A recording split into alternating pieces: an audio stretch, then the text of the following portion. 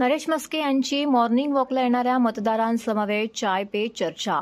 शिवसेना, भाजप, राष्ट्रवादी काँग्रेस, मनसे, रिपाई व मित्रपक्षांच्या महायुतीचे ठाणे लोकसभेचे शिवसेनेचे उमेदवार नरेश म्हस्के यांच्या निवडणूक प्रचारार्थ कोपरी आणि घंटाळी परिसरामध्ये प्रभात फेरी काढण्यात आली.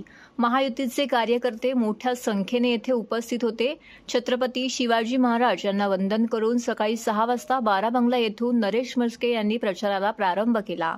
मॉर्निंग वॉकला येणाऱ्या प्रत्येकाशी हस्तांदोलन करून देशाच्या विकासासाठी आणि पंतप्रधान नरेंद्र मोदी यांचे हात बळकट करण्यासाठी मत देण्याचं आवाहन नरेश म्हस्के यांनी केले. महिला वर्ग प्रभात फेरीवेळी मोठ्या संख्येने येथे उपस्थित होता. त्यांच्याशी नरेश म्हस्के यांनी संवाद साधला. झुंबा ग्रुपच्या महिला भगिनींनी केलेल्या विनंतीला मान देऊन नरेश म्हस्के यांनी गाण्याच्या तालावरती ठेका धरला. बारा बंगला येथील संगीत कट्ट्यावरील ज्येष्ठ नागरिकांशी विविध विषयांवर चर्चा करण्यात आली. घंटाळी येथील प्रभात फेरीत नरेश म्हस्के यांनी ज्येष्ठ नागरिकांसमवेत चहा पीत ठाणे शहराच्या आजवर झालेल्या विकास आणि भविष्यातील ठाणे याविषयी चर्चा केली.